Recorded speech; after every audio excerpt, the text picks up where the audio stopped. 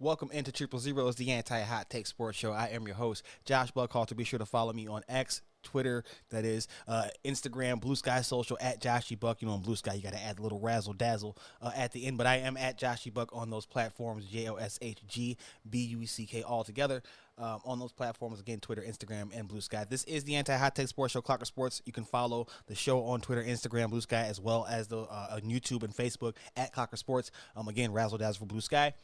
But we are back and ready to try to reconvene on a regular basis here as we try to get these thoughts out. As you know, I also do the Clocker Sports podcast. That is for the Bears-related content, specifically for players. So it won't just be Bears, but it'll be mostly Bears players, and that'll be where I focus that content. This will be my thoughts and probably some other rights. I haven't decided if I want to get the other guests on this or on that podcast. I'll probably keep it this way because it has worked formulaically so far. I don't think that's even a word, but I just used it there. But we are back, and there is a lot to discuss, and we're going to talk a lot today about the Chicago Bears and their historic coaching change. They let Matt Eberflus go on Friday after he lost on Thanksgiving, the first game of Thanksgiving Day to the Detroit Lions, a 23-20 loss, which you would think, right, a close loss like that against a top team, a Super Bowl favorite team, might be enough to save a coach's job, or at least put it off for another week, the decision that is. But when you watch how the game unfolded, when you saw how the game unfolded, rather, and put that with the last few weeks, a decision made more than enough sense. It probably was too late in that regard. And we've heard a lot of reports come out in the fallout from that. Adam Johns of The Athletic, along with Diana Rossini, reported today that players after that Lions game were distraught. Jalen Johnson was named in particular, said that he was kind of going off in the locker room, and he was his ire was mostly not directed at, but about Eberflus and how, we've heard players comment after that game. Keenan Allen said that he felt the players did enough to win that game and win more games than they have won. Bears are 4-8 on the season. This is not the surprise that I guess it may be to some on the outside. I've actually been asking this question to Matt Eberflus, and what we've heard in that report from Rossini and Johnson, I need to go back to that because they talked about how Eberflus had lost the locker room weeks ago and how his messaging had fallen flat. And that, to me, stuck out because I had been asking that question for a few weeks now. And I feel like it's right around the same time a lot of players pointed to, or a lot of the intel in that report, I don't want to say a lot of players, but a lot of the intel in that report pointed to that game coming out of the bye week. The Washington Commanders lost, the Hail Mary, the final two plays, really, and how the players felt that Eberflus did not take responsibility for his culpability in that penultimate play where he gave up the 13 yards that allowed them to set up for an easier Hail Mary throw. So that kind of shook people. And I again, like I said, I've been asking this question because he got to the podium repeatedly and would just say that they got to stick together. That was his messaging to the cameras at halftime. That was his messaging, throughout the week. And it works when you're getting success. When you're not getting success, though, players want solutions. And media and fans alike want to hear your solutions. But the only solution that he ever offered was sticking together and fighting. And that's it. It gets, and I don't want to disrespect the message because it did take hold. His hits principle did take hold in the beginning, but it becomes corny and played out when you hear it and you're not getting those results again, and you're still seeing a lot of the same downfalls that were affecting this team in the previous 2 years. We talked about the one-score games. It's like 5-20 now in one-score games in his career on the way out, I guess I should say. Johnson we've talked to him a few times about how, the losing has affected him personally because he's been through a lot of it. He's wanted to win. But we saw a lot more outspokenness from the players and talking about how they were dissatisfied with how things were being run. And I feel like a turning point was getting Shane Waldron fired. And we could put it any other way you want to, but the truth of the matter is the comments the players made leading up to his firing only made that happen. Because if we're up to the Bears, if we've seen and they've shown, they will wait till the end of the season to make any decision, even if it is the most obvious one. And I think that, breaking that trend with firing Waldron was the precursor to allowing them to do so with Matt Eberflus. Now, that's damning on your general manager because he left the head coach in place this year knowing he was turning over the most important position on the roster to a rookie quarterback and allowed that head coach, that not even a lame duck, but that head coach, he has 2 years left on his deal. We heard it was a 5-year deal. But he's got 2 years. He had 2 years left on his contract, and you left him in place despite the question marks that existed before you brought Caleb Williams in. You bring Caleb Williams in, You let Matt Eberflus conduct the hiring process, go through candidates, hires offensive coordinator and an entire offensive staff, just about, because there was a couple of holdovers, Jim Dre, Chris Morgan. This is after Luke Getsy was hired and fired, right? Luke Getsy's been fired twice, by the way, because the Raiders let him go as well. But then you bring in Waldron, who there were question marks about what he was able to do, because that he got Geno Smith to a Pro Bowl in one season in Seattle, but the track record around that was very much ho-hum at best. And so now you get to this point in the season where you see, the offense isn't working. And remember, we heard all training camp about how great of a teacher Shane Waldron was. What we never heard was how good of a play caller, an installer, right? An actual executor of the scheme he was. And that's not to say that they wouldn't tell us that, because they couldn't. There was no games to go off of.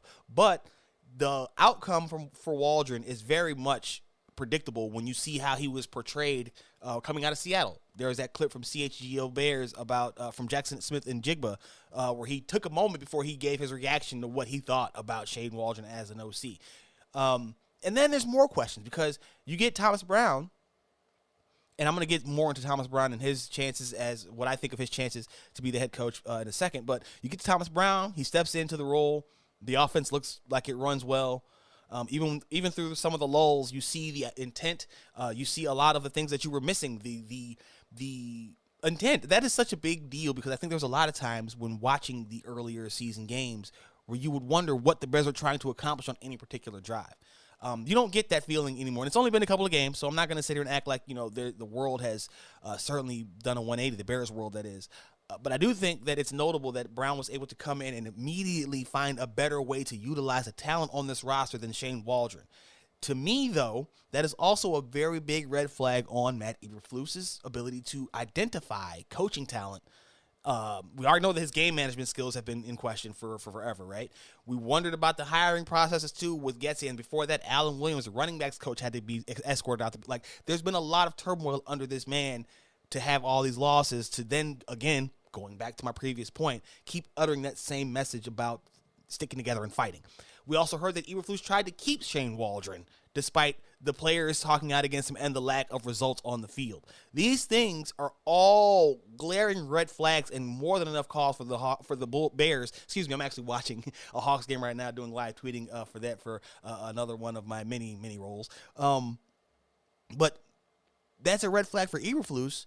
But it's also a red flag for Poles, General Manager Ryan Poles, because he saw all of these things taking place. He's supposed to be the overseer, and I get it. There's a level of not wanting to overstep and not wanting to step on toes. Let me put it more appropriately, because his role as General Manager, he can do what he wants. But you don't want to step on toes. You don't want to make guys feel like they can't do their job. So I'm sure he did his best to stay out of Eberflus's way as much as possible, like I said, in that capacity. However, the warning signs for Eberflus racked up, while Poles is racking up his own offensive line, defensive line, right? The transition, we talked about keeping the head coach, but the transition, not only that, but to a new quarterback and still keeping that offensive line and in the place that it was. That could just be simply having more faith in the group that he had than he should have, but that doesn't make it much better, does it? So this is a great turn of events for Thomas Brown. Again, I'm going to get more into that in a second, but it's also very damning for the guys above him, because why did it take all of this to get to this point? Thomas Brown, and this is where we're going to transition to where I think Thomas Brown's chances should be to get this job. Thomas Brown has been a head coaching candidate, a rising candidate for the past 2 seasons. He was a guy who took over in Carolina for the Panthers for briefly, though. That was only briefly, because his former boss, what was the guy's name? Frank Reich. I always forget his name. Frank Reich gave him play calling duties after the Panthers struggled, and then took them back because he didn't magically figure it out. Now, first of all, that's the Panthers, so I'm not gonna hold that against him. That organization has been as bad. It's been worse run than the Bears have been, as hard as that may be to fathom for a lot of fans out there. Part 2, though, we've seen that he has a positive impact on these Bears. And so I can't write him off when I know that what he's done in this group has been far greater than what he did in that group already. You got a great response from Caleb Williams, or number 1 overall pick, who should be the priority for the rest of this season. And if he's not, you're still doing it wrong. So that alone is a major leg up, right?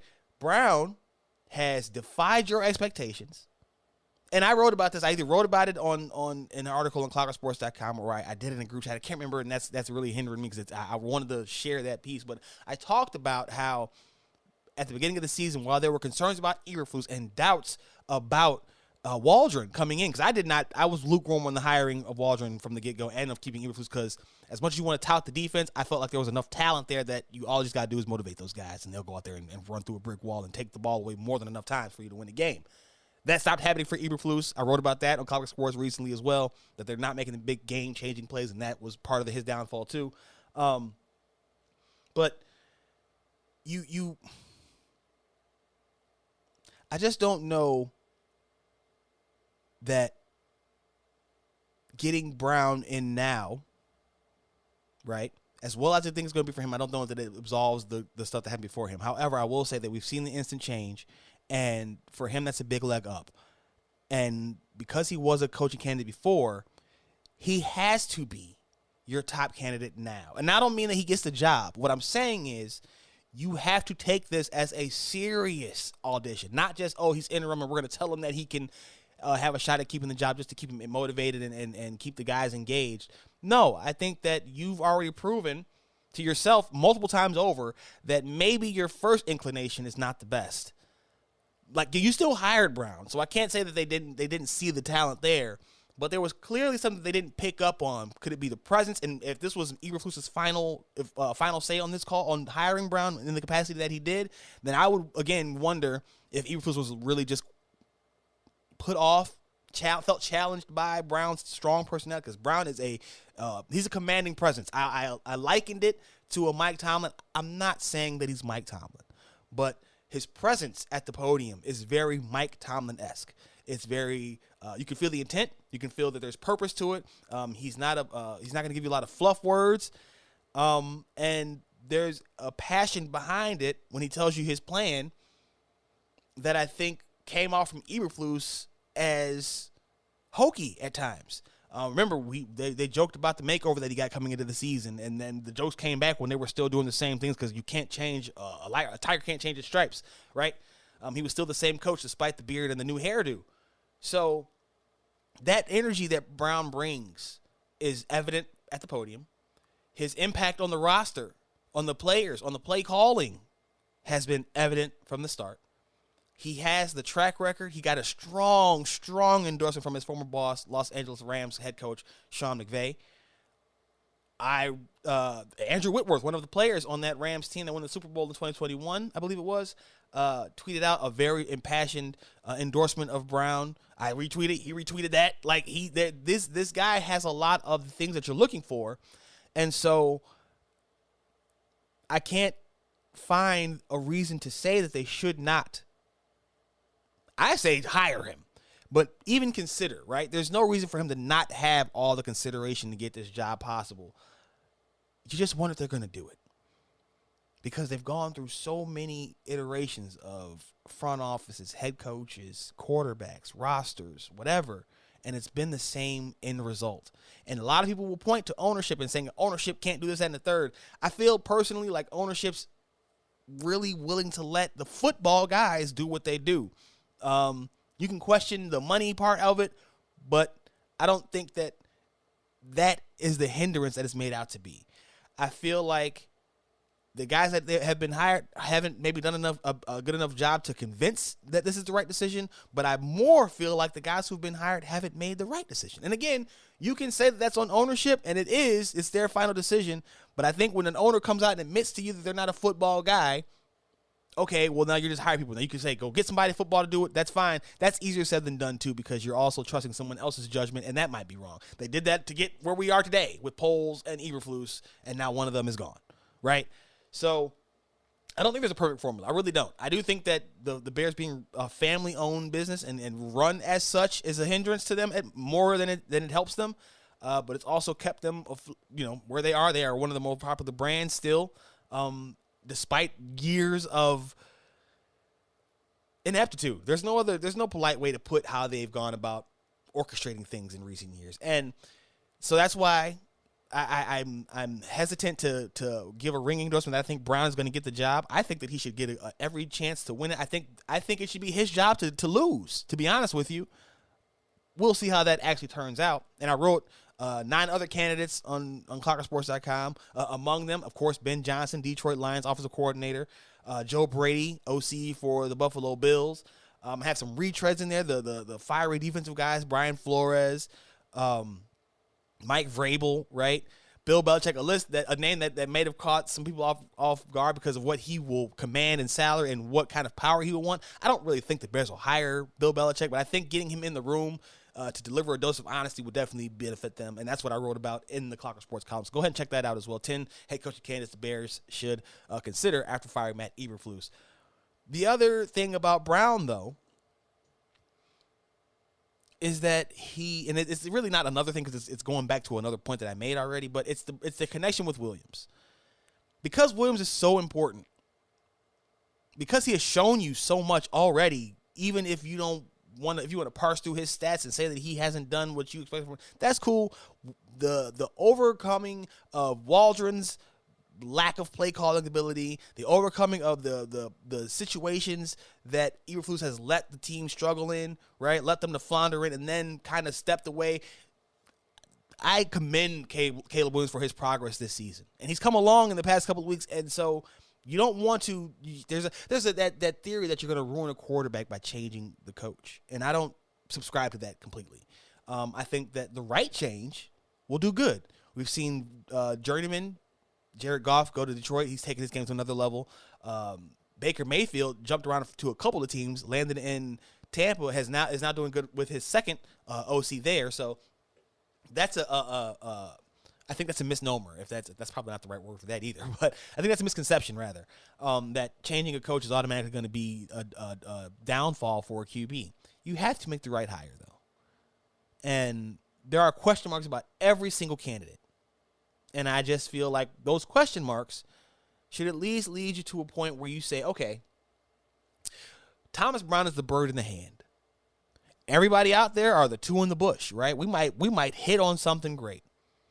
But as long as Thomas Brown shows that he has a better grasp of situational football, he has a better command of a better understanding of where his players are mentally, because Eberflus told us that he thought he still had it for the longest. He felt like those guys were. He would sidestep the questions about still having the locker room and say you got to ask them and all that. But he would, I joked that he couldn't even call his own downfall because it was so blatantly obvious. But I really feel like there was a blind spot to some of the more obvious things, at least when addressing the media about it. And sometimes that could be the best way to handle it because you put it behind you. But that never happened there. And so with Brown, I don't feel like that will be the problem. We'll see. We'll see how he handles some real adversity as the head coach, because now you have to answer all those tough questions. They have another tough matchup against the San Francisco 49ers coming up next week. So it won't get any easier, right? They have the hardest schedule the rest of the way for a reason. But at the same time, you have to feel like, okay, even if it's by happenstance, even if it's because they just had no other options and they bumbled their way into it, I personally feel like they're in a better spot today than they were in week 1 of the season.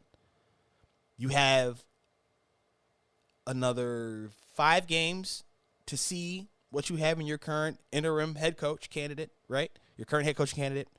You have 5 more games to see some of those external candidates can do down the stretch. And this is another time for your players to build a stronger rapport rather. Good grief, I cannot talk today. It's been a while since I've been on the pod, I told you. But they have a more time to build a stronger rapport with Brown before the end of the season to give their input too. Again, I think that this was player-led. I don't think that Ryan Poles wanted to fire Matt Eberflus. I don't think it's even because they share the same age. I don't think that he wanted to make that sort of upheaval right now. I think that this was a Kevin Warren decision. I think that's the big change. And I think that that's why a lot of the negative, the naysaying about how the Bears can turn this around should be taken with a grain of salt, because there is a different style of voice in the room. Someone who has had success other places, and we know as human beings, when you've done that before, you don't want somebody else to ruin what you've already put up, right? You're not trying to have somebody destroy a legacy that you've already spent years, decades building. Big Ten commissioner, helped the Vikings do their whole thing. I'm Not positive, because I don't know. I'm not even a fly on that wall, as I am in most situations. This is purely speculation, but I feel like this was more, and you've heard that Poles was a guy who was pushing for it too, so I can't, that's why I'm not going to 100% say it, but I do feel like the final decision, the final push over the top was Kevin Warren. Maybe this was Kevin Warren and Ryan Poles, and that's why that sense is there, but I feel like the big change of Kevin Warren being in the building, in the room, he was in the locker room after that Lions game we heard and lingered around a little bit longer than usual, probably taking survey of all the reactions from the players. I think that was his call. I am very proud of the fact that this team now has an all-black battery, right? GM, president, head coach, OC still, because he's still going to be calling plays. Kerry Joseph is the quarterback's coach. Your defensive coordinator, Eric Washington. That's strong. That's a saying something for an organization as old as the Bears are. To have that now is strong. That's pretty cool to me. How long it lasts, I don't know. But I do think, like I said, I'm going to keep harping on this until the decision is finally made. But I do think that Brown deserves to have every chance to win this job and really to lose it, because we've already seen the positive impact that he has, and I don't want to completely judge him before he's had a chance to even get a full staff in here, right, to work on what he wants to do and install and offseason, all those types of things. I feel like that, to me, a lot of reasons on top of that, to me, lead you back to Brown as arguably the best coaching candidate for this job going forward. Does that mean the Bears will look? Hell no. I'm not delusional. I'm not crazy. I know they're going to have their own process. Poles probably has a list of candidates he already wants to consider. But I did think that Brown's being on the staff was a failsafe. In case they had to let go of Eberflus, I thought it was to take over as OC for Waldron, because Eberflus got let go, or after that, if Waldron got hired elsewhere after the season. But I always saw a pathway for Thomas Brown to take steps up here with Chicago, with the Bears. What does that lead to? That's anybody's guess. Some of the other candidates that I think they should consider, like I said, Ben Johnson. I am higher probably on Cliff Kingsbury, first of all, than I was to begin the season, but also probably than a lot of other people, because I know what his reputation is as his offenses get figured out. We saw it play out with the Commanders this year. But again, I do think that it's important that your next head coach is somebody that wanted Caleb Williams before, right? Wanted to work with him before the draft, and somebody that will commit to getting the best out of him. We've seen how that's played out, where you have the holdover at quarterback with the new head coach, the Mitch Trubisky, Jay Cutler, the Justin Fields. Those situations didn't work out for the Bears because they weren't on the same page. I don't think that it has to be that way, though. I think that if you go out of your way to ensure that you're getting somebody who wants to, you can marry that with somebody who has shown that they can do the job, and you come out with some strong candidates. Kingsbury's a guy that came up. Brown, I told you, my top option. Ben Johnson's a guy that you've heard rumors that he wanted the job last year, had it come open. So those are all names that should be considered right off the bat. That no questions asked. We've also seen mention of Bucs OC Liam Cohen. That was a guy that I considered putting up there, but I did not because of the lack of NFL experience at this level. Just for now, but he's rising fast, and he's a guy who has strong recommendations for what he has done so far.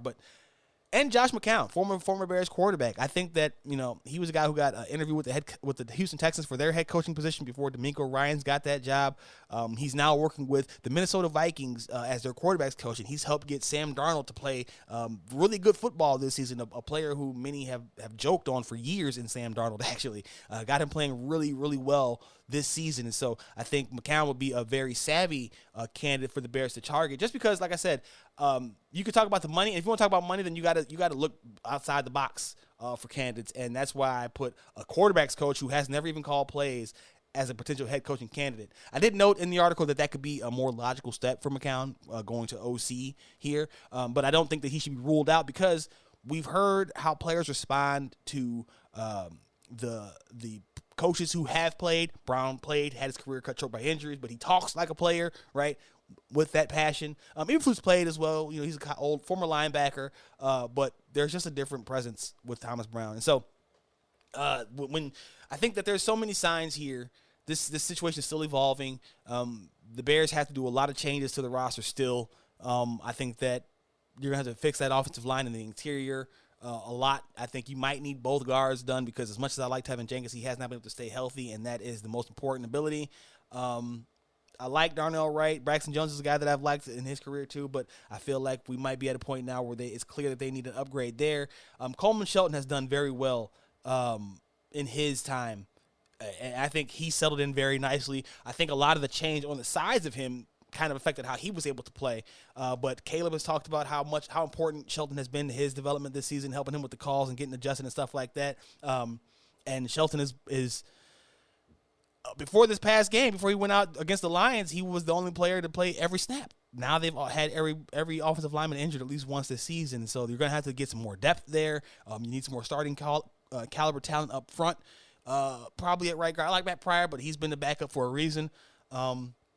And so you just have to – you're going to fix at least two spots or at least one spot. You're probably going to fix two spots up there and add another depth piece. Defensive line, you got to do something about your tackle situation. I know you like Billings. He's got the contract. I think he's under one more year after this one. Dexter's a rising guy. They like Zach Pickens. He has not been able to show much, has not done much when he has been on the field. But I think you need a difference maker, a true game wrecker up front that'll change games. They passed on Jalen Carter. That looks like a mistake. Not to say that Rome Odunze is not a good prospect or anything like that, just that what the Bears have lacked this year has been a guy that can take over at the line of scrimmage on both sides. Really, you don't really have a dominant offensive lineman. When you look at it, the construction of the groups kind of makes sense. O-line, the only first round pick on that group is Darnell Wright. D-line, it's the most expensive unit, I believe it is on the team. However, that's largely due to the big contract that they gave Montez Sweat, who can only do so much as one player. So you need an explosive edge rusher that you can play consistently opposite him. There's a lot of stuff that has to be changed about this roster, but I think offensively, at least, you have to feel like they've taken a lot of positive strides, and the connection between your head coach, interim for now, and quarterback as the most important connection on the field, inarguably, right? Maybe you can say the offensive line, 5 guys have to be in sync more or so, but if your head coach and quarterback ain't on the same page, guess what you get? Fired. So I think having Brown in place now for Williams is a great way to get a read on him, a great way to get Caleb more comfortable and not ruin a promising prospect again because you are about to change head coaches. So the only argument that I can make is to keep him under strong consideration. Again, like I said, I believe it should be his job to lose. So a lot of stuff going on, man, and we'll be trying to update this a little bit more regularly going forward here. But it was a lot of fun to get back on the mic and talk about some of the stuff that has been happening with the Bears. Some of the stuff that I get, like, again, had inklings of, have not had the chance to establish the kind of sources that these guys have yet to get that kind of read on it. But that's exactly the kind of stuff that I was sensing and that you could kind of hear. And we've seen it bubble over in times last year, how they've handled personnel. Deontay Foreman last year kind of expressed his frustration from going from being highly used to not. So communication has not been effective this year for the Bears. Continued, and it took Matt Eberflus out of his position as head coach. So I'm not surprised.